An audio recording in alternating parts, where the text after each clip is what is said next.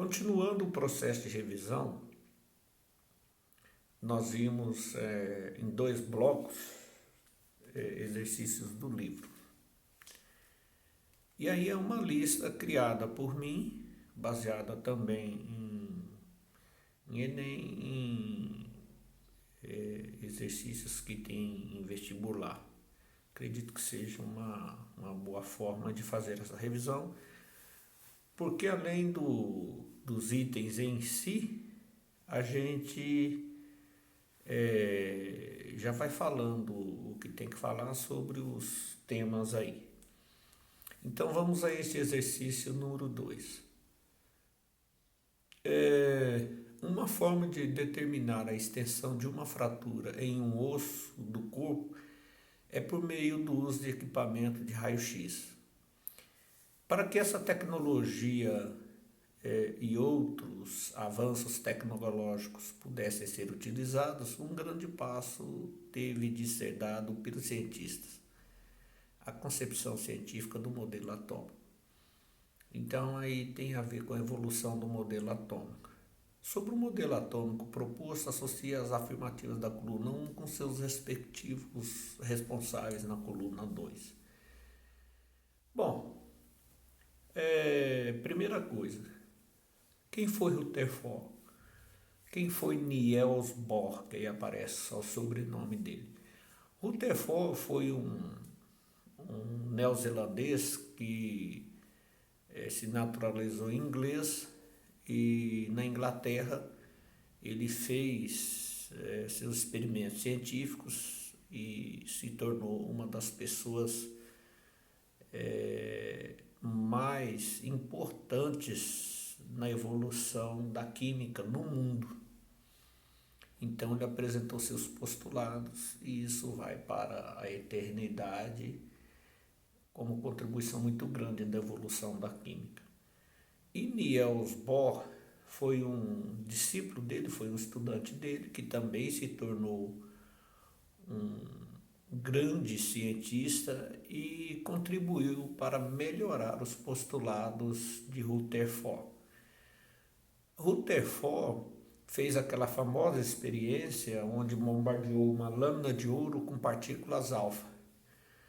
Observou que a grande maioria das partículas atravessou a lâmina de ouro, algumas bateram, voltaram, algumas desviaram sua rota original.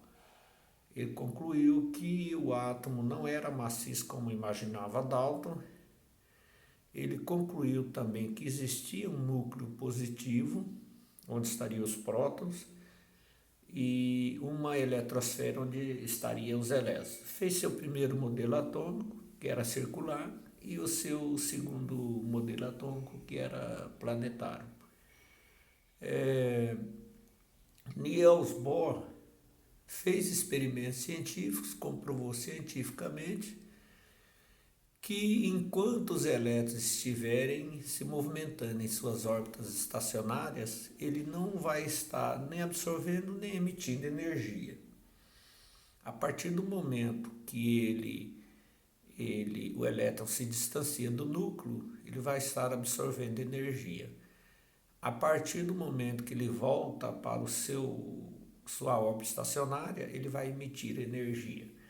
Baseado nisso, ele bolou esse sistema de camadas que nós conhecemos, KLMNOPQ, e também dos subníveis, que é o SPDF. Então ele contribuiu imensamente para a evolução da química. Quem foi John Dalton? John Dalton, ele foi um cientista.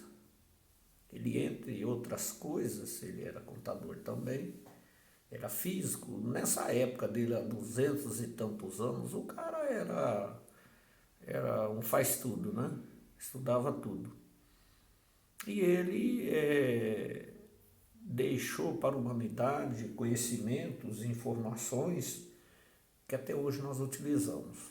Ele descobriu a doença daltonismo, ele fez cálculos moleculares que até hoje nós utilizamos. Então ele foi imensamente importante para a evolução da química. Bolou o seu modelo atômico, onde, segundo ele, um átomo era maciço, indivisível, eletricamente neutro e variava de átomo para átomo.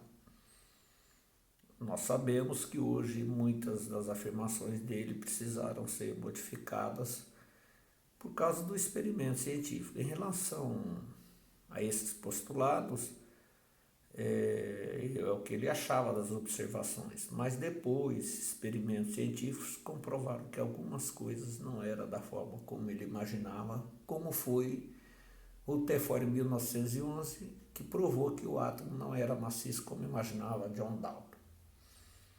Thomson, ele descobriu o elétron, ele bolou o seu modelo atômico, que seria uma massa positiva com elétrons incrustados.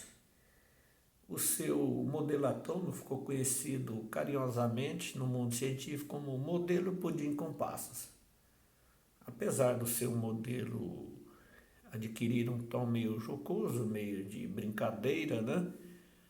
Mas a descoberta do elétron e a lâmpada que ele modificou para comprovar a sua teoria, porque nessa época, por volta de 1900, não existia aparelho. Se o cara tinha uma ideia, ele tinha que inventar um equipamento para testar a sua teoria. E foi o que ele fez. Ele aperfeiçoou uma lâmpada e aí ele comprovou a existência de uma segunda partícula que seria os elétrons. Só lembrando, na época do experimento de Rutherford não se conhecia a existência do nêutron, que só por volta de 1933 aproximadamente que ele foi descoberto. Então, ele contribuiu imensamente para a evolução do modelo atômico, tá? E também na descoberta do elétron e às vezes o cientista está pesquisando alguma coisa e de repente a sua descoberta vem a se transformar em uma outra. Tem um amigo que diz até que a melhor forma de você achar uma coisa é procurar outra. Neste caso, outros cientistas aproveitaram a sua lâmpada, que no extremo havia projeção de elétrons, e fez algumas pequenas modificações no aparelho e veio a transformar a lâmpada dele num aparelho de raio-x. Então a lâmpada é o coração do raio-x. Raio-x projeta elétrons sobre, suponhamos, a pessoa está com o braço quebrado. Abaixo do braço eles colocam uma chapa, um equipamento. Dentro desse equipamento tem uma chapa fotográfica. E a partir do momento que liga, esse aparelho projeta sobre o braço da pessoa elétrons, onde os elétrons passam, fica escuro, mostra o braço quebrado. E em torno do osso vai ficar escuro. Onde está o osso que não passou, fica claro. E assim vai com as outras formas de raio-x. Então, se ele não fez diretamente o aparelho de raio-x, a sua descoberta, as suas pesquisas veio se transformar no aparelho do raio-x. Hoje seria inimaginável uma medicina sem aparelho de raio-x. Então ele foi de extrema importância descobrindo o elétron. O seu modelo atômico virou motivo de piada, mas o seu equipamento para testar a sua teoria veio se transformar no que hoje é o aparelho de raio-x, que muito tem servido à medicina e à humanidade. Então vamos aí à resposta das questões, né? Primeiro, toda matéria é formada por átomos partículas, esferas maciças indivisíveis e indestrutíveis. Quem é que afirmou isso? John Dalton. Então aqui é elaborou um modelo de átomo constituído por uma esfera maciça de carga elétrica positiva que continha corpúsculos de carga negativa nela dispersos. É o que nós acabamos de falar. Foi Thomson. O átomo seria constituído por duas regiões, uma central chamada de núcleo e uma periférica chamada de eletrosfera. Quem afirmou isso? Seus postulados. Rutherford. Os elétrons ocupam determinados níveis de energia ou camadas eletrônicas. Quem afirmou isso? Foi Niels Bohr, juntamente com os experimentos de Rutherford. Então, qual é a sequência que coloca como 4, 3, 1 e 2? 4, 3, 1 e 2 é a letra C. Portanto, essa aqui deveria ter sido a alternativa a ser marcada. Este é o sexto exercício da lista e vamos às informações. Primeira coisa, no enunciado fala de Mendeleev. Este Mendeleev, este átomo que consta na tabela periódica, no número atômico 101, ele é em homenagem a Dmitri Ivanovich Mendeleev, que é considerado o pai da tabela periódica. A tabela periódica dele, com algumas modificações, é o que nós utilizamos hoje. E ele foi de uma intuição científica tão impressionante que ele conseguiu prever determinados átomos iam ser descobertos que ainda não eram conhecidos e disse quais eram as características. Então é um feito assim impressionante. Vamos ao exercício. Considere uma amostra laboratorial de 0,43 gramas de Mendeleev. O número de átomos presentes nessa amostra equivale a dados Mendeleev, número atômico 101, massa atômica aproximadamente 258. E aí esse valor 258 vocês encontram na tabela, é o que a gente chama de molécula grama. É o valor de um átomo expresso em gramas. Então, um átomo, uma molécula, um aglomerado iônico é o que a gente chama de mol e o valor dele é expresso em gramas. Constante de Avogadro, 6 vezes 10 a 23. Isso aí significa o quê? Que um átomo apenas, uma molécula, um aglomerado iônico, Avogadro comprovou que existia essa quantidade aí de partículas na molécula, 6 vezes 10 a 23, dá um número gigantesco. 1 mol de Mendeleev equivale a quantos gramas? Nós vimos que trata-se de 258 gramas. A primeira pergunta a ser respondida é a seguinte: 0,43 gramas equivale a quantos mols ou partes dele? Isso aqui seria uma regra de 3 simples. Multiplica em cruz. Vai dar x vezes 258, x 1 vezes 0,43. Lembrando que nós temos duas unidades de medidas idênticas, quando uma está dividindo a outra, fica não se representa. Então, a resposta vai ser em mol. Então, 43 vezes 0,43 vezes 1 mol, 0,43 mol. O que está multiplicando passa para o lado oposto, dividindo. Então aí vai ficar x é igual a 0,43 dividido por 258. X vai ser igual, então, a 0,001667 mol.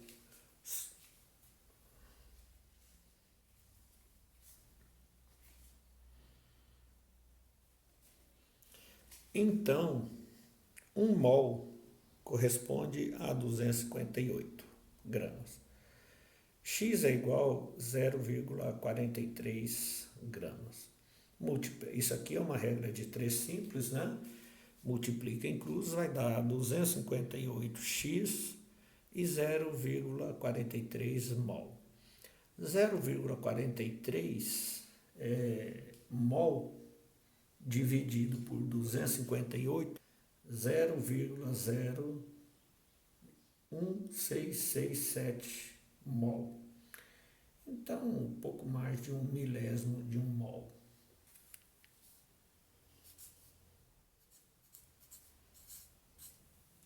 Se 1 mol corresponde a 6 vezes 10 a 23,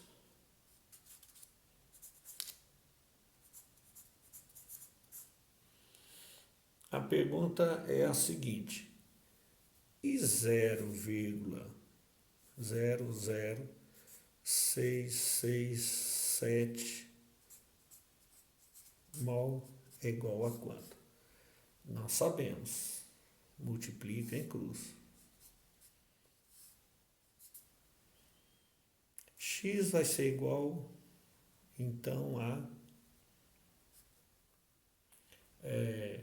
multiplica em cruz, né?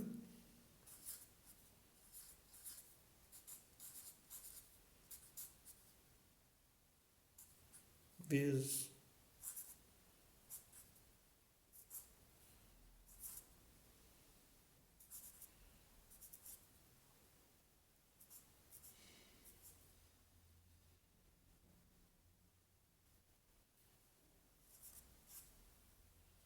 bom, então vai dar isso aí, vai dar o seguinte valor, né? Vai dar x é igual a, vamos pôr um pouquinho mais para cá. X vai dar igual a 0,0112. Ocorre que é 10 a 23. Tá?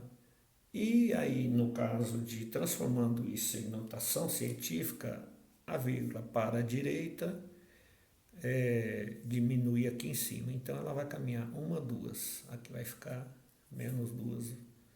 Vai ser igual a 21. Então, aqui vai ser 1, como está bem distante esse próximo dígito, arredonda-se para 1, 10 a 21. E vocês vão ver que no livro, na lista, vai estar essa resposta, que é a mesma coisa. Então, qual deveria ser a resposta correta? 10 a 21, ou seja, a letra B. Essa terceira e última questão que eu vou resolver, né, e isso fazendo parte da revisão, vamos à leitura, é a 10ª. Sais de lítio, como este Li2CO3 significa carbonato de lítio.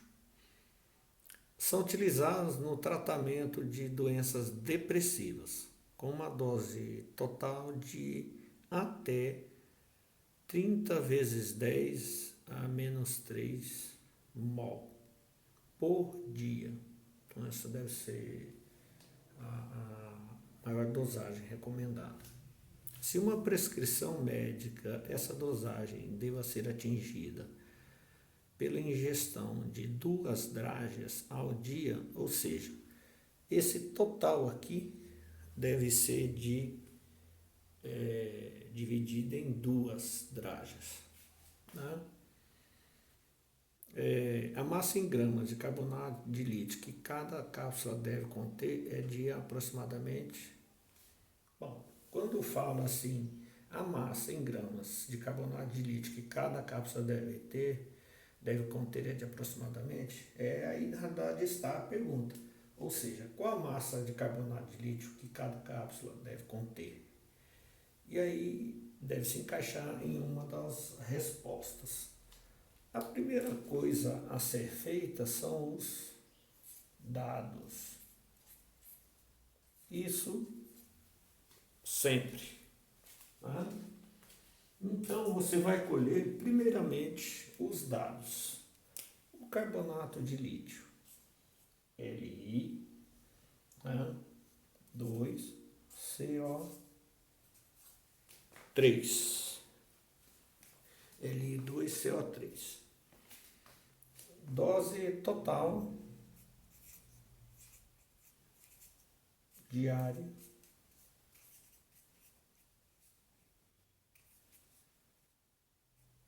isso é o máximo, né? 30 vezes 10 a menos 3 mol. E essa dosagem deve ser,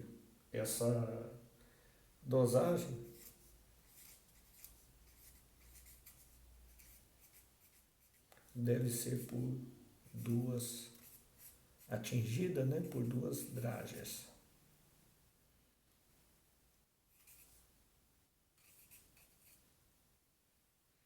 Bom, essas são as informações que o exercício oferece. Tem aqui as massas, né? Essas massas aqui são aquelas que estão na tabela periódica.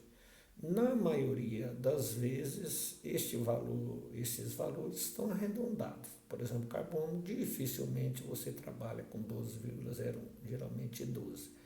Aqui o lítio, geralmente 7. Mas é dessa forma que está aí no enunciado, então vai ser dessa forma que nós vamos ver. Então vamos à resolução. Primeira coisa, nós temos que, como vai trabalhar com mol, nós temos que saber uma molécula grama, ou seja, uma molécula desse carbonato de lítio corresponde a quantos gramas. Então você, para não se perder, coloca o símbolo de cada átomo envolvido, né? E na frente você coloca as quantidades. Esse 2 aqui significa 2 átomos de lítio. Este carbono aqui, 1. Este oxigênio, 3.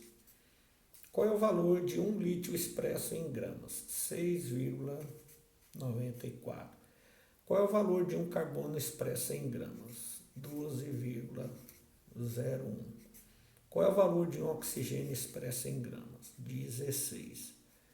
Então, vai dar 13,88, 12,01 e 48. Somando tudo, vai dar, então, exatamente 73,89. Se um mol corresponde a 73,89, a pergunta a ser feita é a seguinte: e 0,03 mol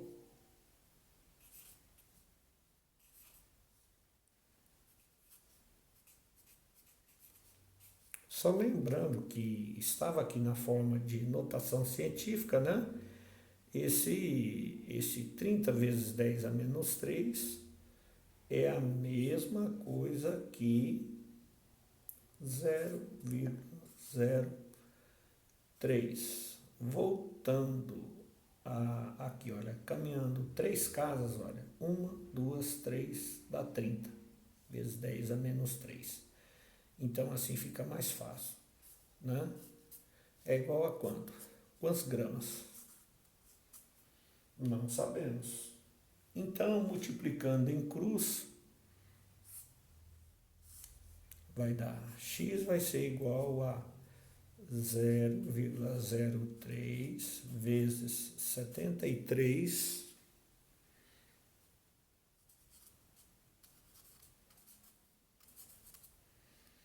Então, x vai ser igual a quanto? X vai ser igual a 2,167 gramas. Então, este deverá ser o valor que a pessoa deverá consumir em gramas, que vai ser o mesmo que 30 vezes 10 em mols. Este valor em gramas dá 30 vezes 10 a menos 3. Só que o valor aqui da resposta, né, está em gramas. Quantos? Este é o total que a pessoa deve consumir. Então, este valor aqui, que é o consumo diário, dividido por 2, vai dar exatamente